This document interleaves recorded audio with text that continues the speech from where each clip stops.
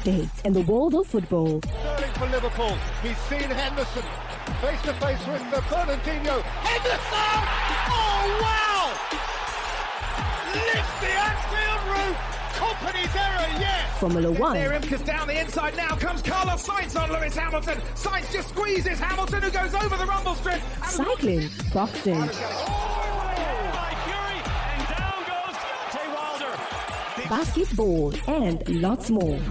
Listen to us live on Sport Rush, Mondays to Fridays, 12:30 p.m. to 1 p.m. on Al-IyamoyeTv Radio. For more inquiries, please call 0806 242 9799. Sports Rush, your everyday dose of sports.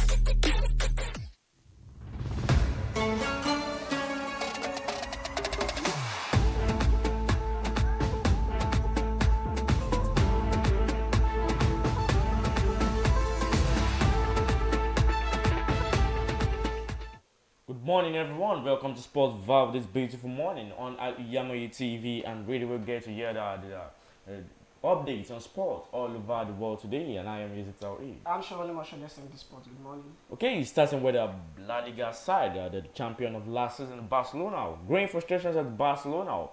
Star players refuses to negotiate over new contract. Talking of Mark ter Stegen over the last few weeks, which we see him extend his stay at the club while taking a wage cut in the process. Barcelona now only have one lucrative contract left on their books from the Josep Maria Bartomeu era, and now Mark Stegen refuses to sign a new contract for Barcelona. There's not he will still they will persuade him to sign the contract, because now where is the goalkeeper now that Barcelona want to bring in now? Yeah. So if you look at Mark Stegen, he has been very instrumental to what Barcelona has been achieving for the past 6-7 years.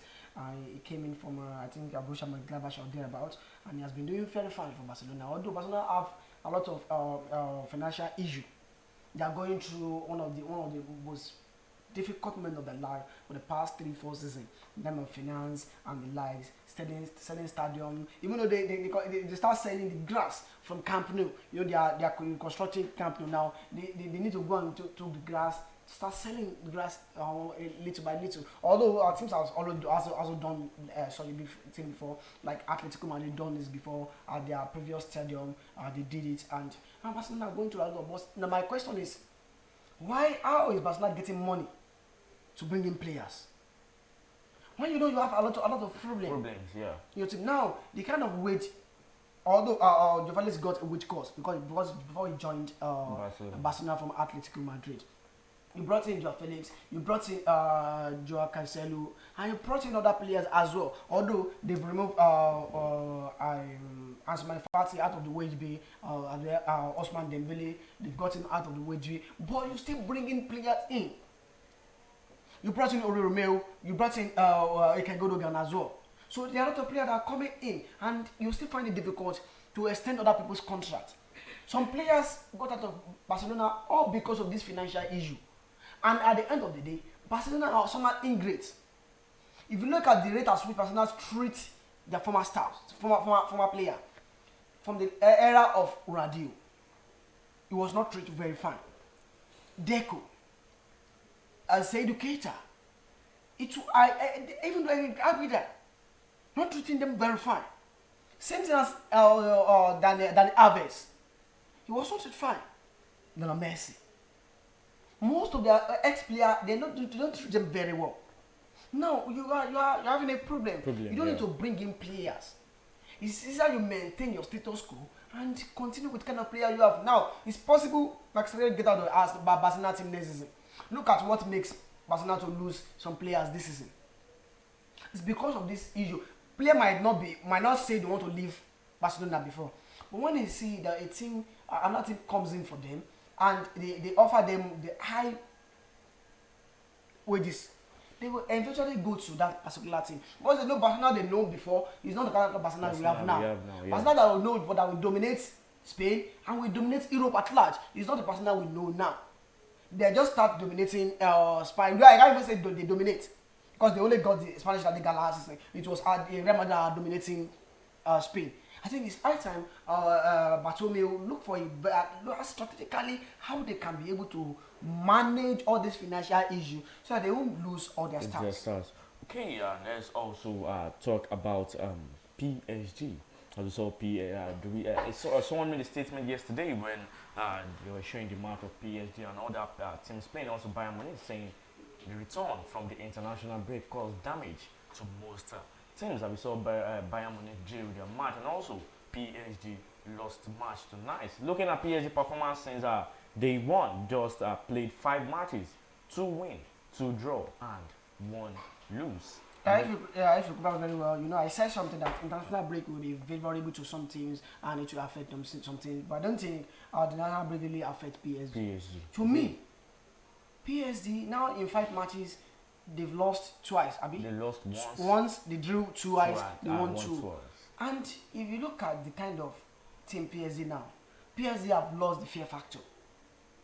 In my own opinion, the fear factor in the sense that if you look at last season, you see Lionel Messi, you see Kylian Mbappe, you see Neymar da Silva Jr. in the front line. In the midfield, you see Marco Verratti. You see at the back line, you see Marquinhos. Now Marquinhos, they started the game yesterday. They start the game with Pereira and or what's this guy? This Kimai. No, I think Skriniar. They started with Skriniar. Yeah, Pereira and Skriniar. Now in the midfield, look at the midfield position. Where is the fear factor coming in the midfield? Nothing to write about. In the front line, they only have Mbappe and Ousmane Dembele.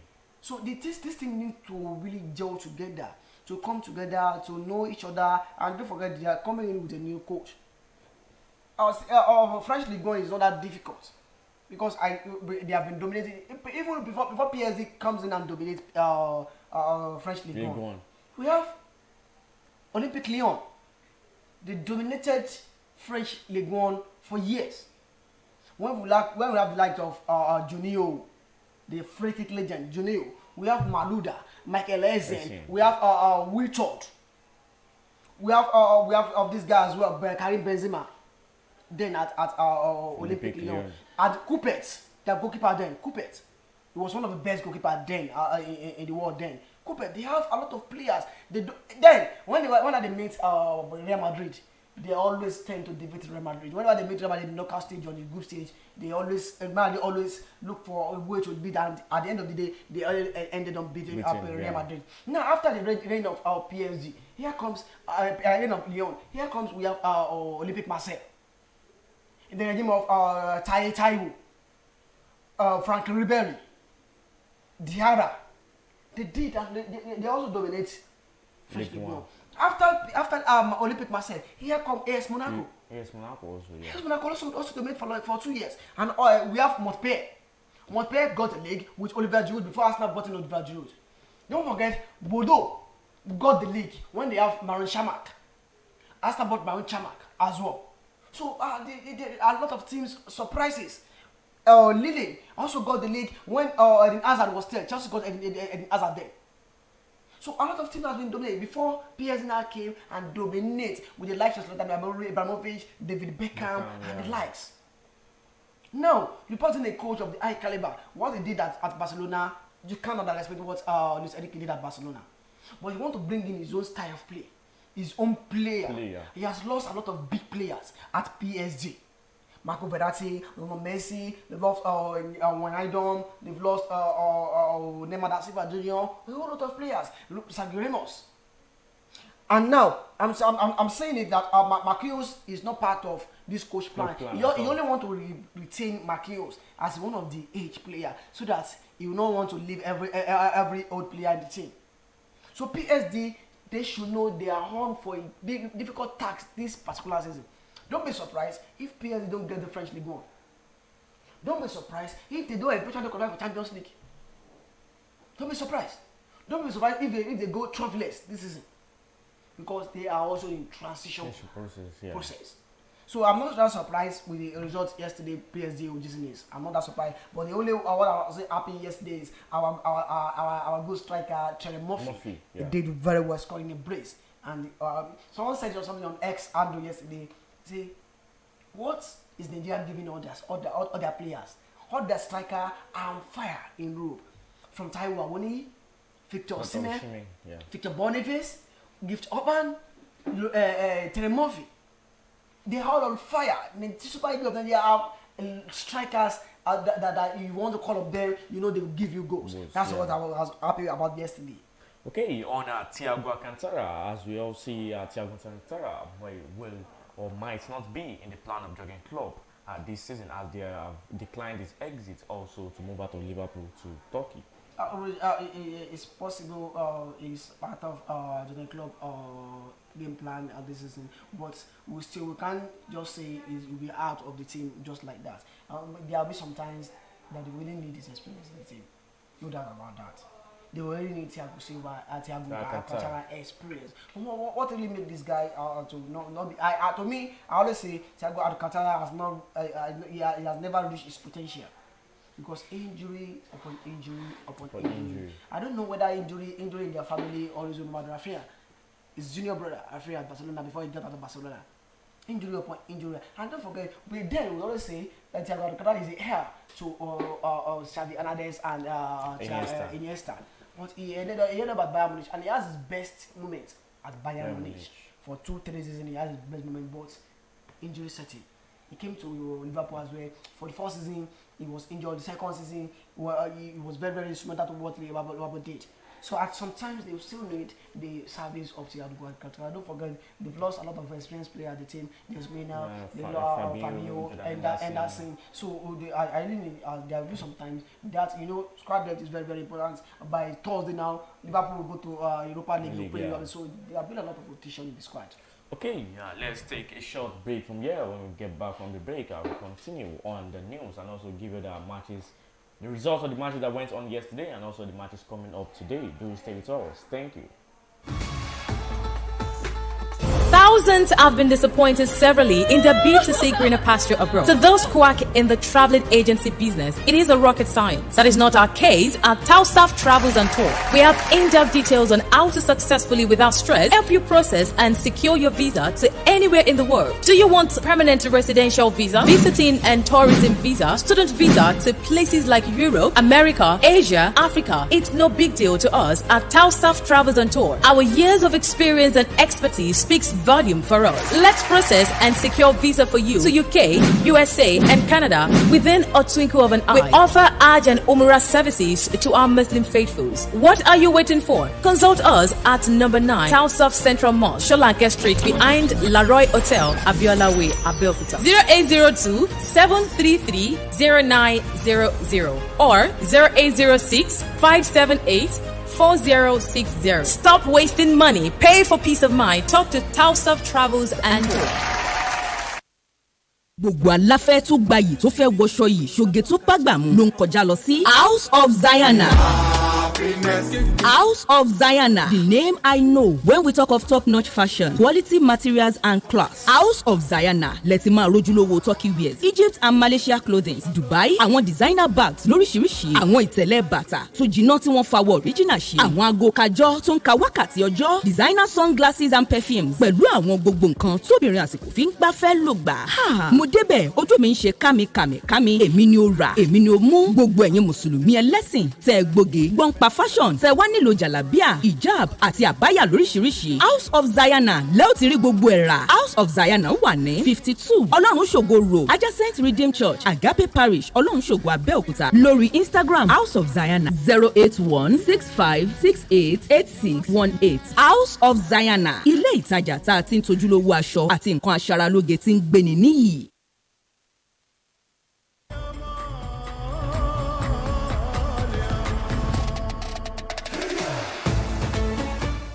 Welcome back to Sportville on Al-IyamoyeTv and radio. On West Ham, David Moyes says his team have stepped up since the losing of Declan Rice, saying they even the better improvements in the team since Declan Rice has left the team last summer. It's right because nobody expects West Ham United to be where they are now with the departure of Declan Rice to Arsenal. And if you look at some players they lost, after they lost Declan Rice, they lost Lucas Kamaka, they lost him as well. So Kamaka, although he doesn't have much impact at West Ham United, but losing Declan Rice is very, very crucial and very, very nobody thought West Ham United would be able, and they've been able to spend the money accordingly how they should have spent the money. The total amount of money West Ham United have spent so far, I think the guys was sold to us now out to West Ham United at 108, as 110, and West Ham United has been able to spend 103, 105. And how many players? Like 5 players. Mohamed Kudus, what Prunes, they brought in Edson Alvarez, what other player they brought in a defender, Mafropanos, they brought in other players as well. So they didn't spend the money on the right player. And they've been very, very good this season as well. They defeated Chelsea. Don't forget they defeated Brighton and Albion as well. Sure. So today as well, they have a point to prove to Manchester City as well. It's a very, very difficult game because they are two. So they really spent the money and they really moved on. Nobody expect them to move on from the current situation. Everybody thought they will have a lot of problem. And I praise David Moyes for not being a silent club. They only lost Declan Rice. He didn't allow the team to lose so many players. So they brought him very well and they are doing very, very fine. Okay, let's now move to the matches. Yesterday, Bayern against Bayern Leverkusen 2-2 with Harry Kane with an opening goal. Alejandro Ronaldo also came up with a goal, and Goretzka also with a goal. And 9 minutes, Leverkusen came with a goal and ended the match in a 2-2 draw. What's your take on the match? To me, so to say, I think Thomas Tuchel took over from where he stopped last season. That game yesterday, I was actually checking through that match yesterday, and I saw this guy Lima playing Lima to the right full back position. It's very, as in, I was so surprised because Lima that we know from our good league games. He played from the midfield position. You have Mazrazu, that is the right full back.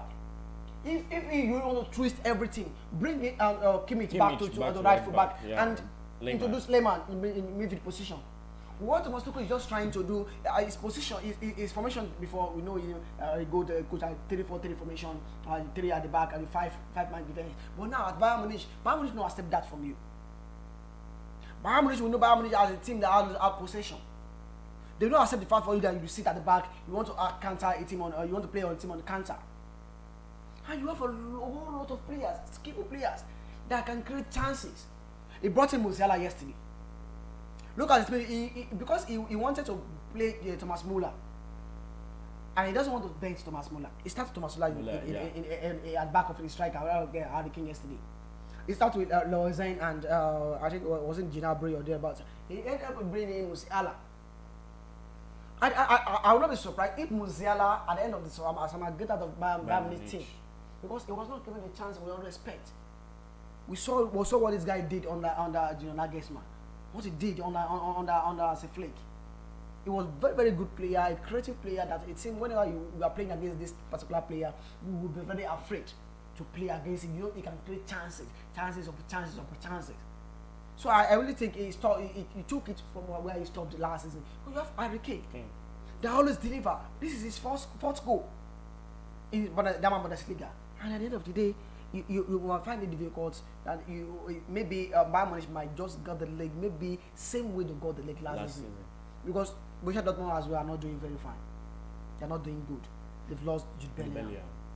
And they lost some other players as well. So I think it's the high time Thomas Tuchel go back to the drawing board. If he doesn't want to get the sack in January, he can be sacked. If he doesn't want to get the sack in January or in the summer, he needs to put the things right, because all the players that he needs, he was given. Kimai was given Kimai. He was given Harry Kane. He needs all these players. Lema, he brought them in, and they have them.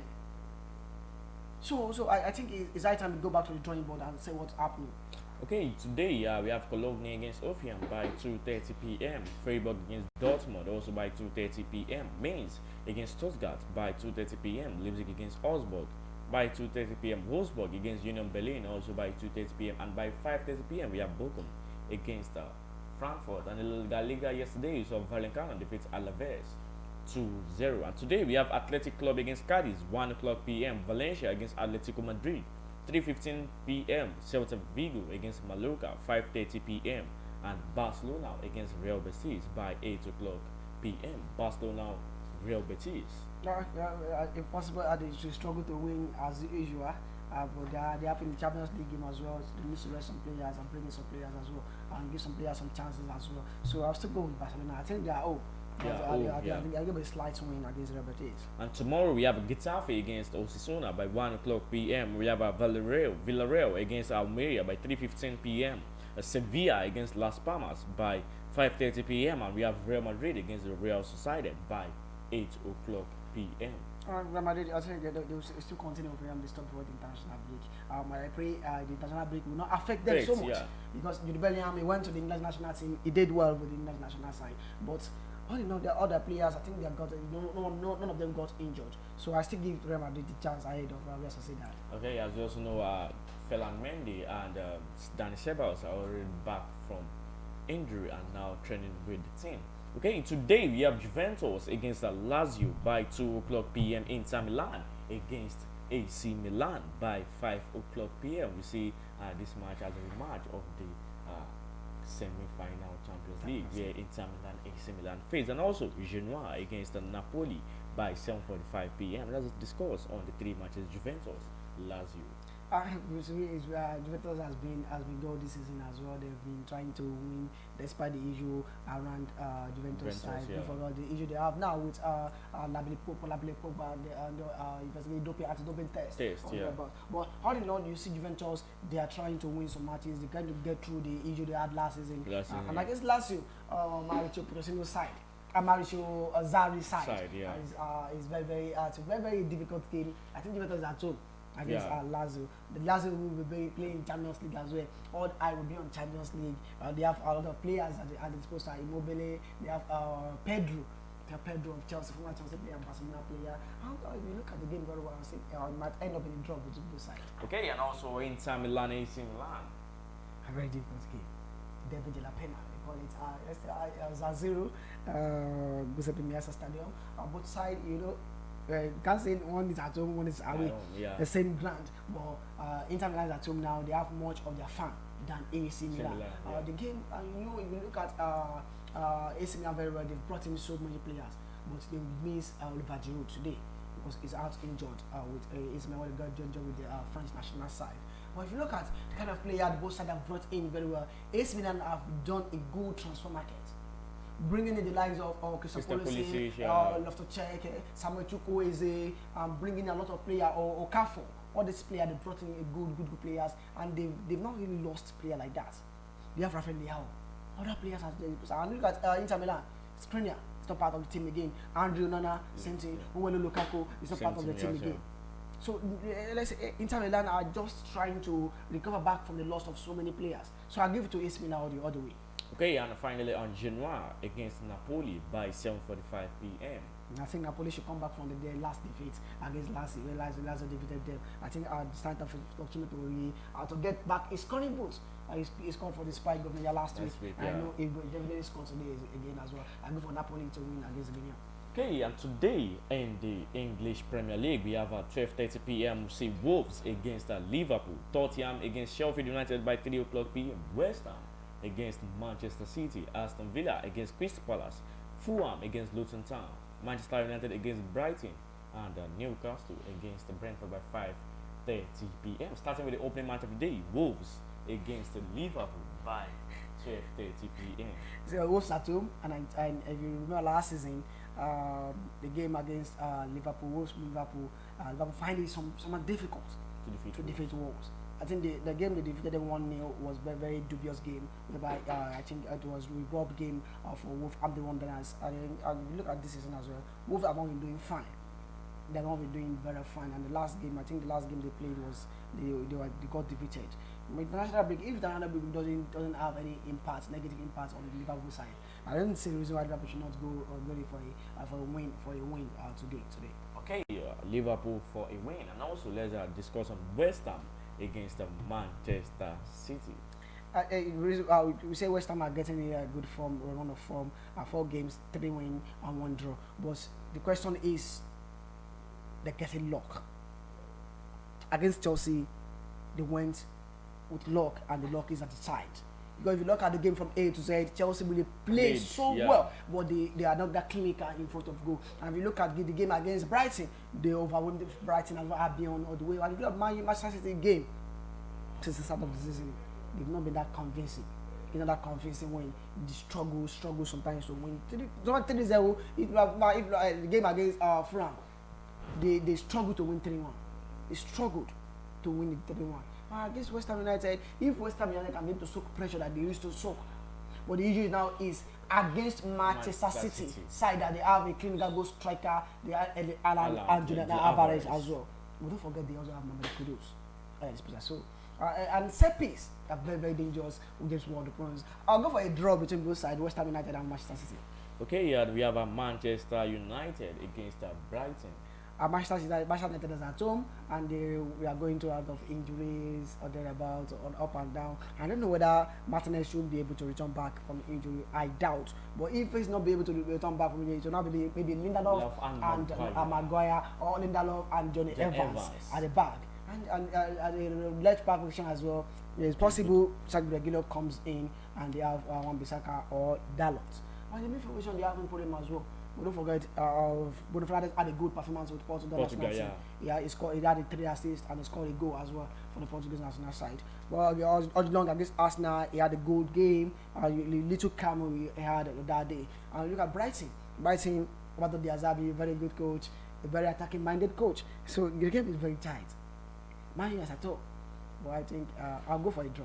A draw between Manchester United and Brighton. That's 2 draws from the Manchester side. Okay, tomorrow we see one of the Blues, Chelsea against Bournemouth. I intentionally said one of the Blues. One of the Blues. Yeah, Chelsea against Bournemouth by 2 o'clock. The Cowboy. The Cowboy. No, Chelsea Football Academy. Yeah, Chelsea Academy. Not Chelsea Football Club. Chelsea Academy. So Chelsea Football fan out there. Sorry.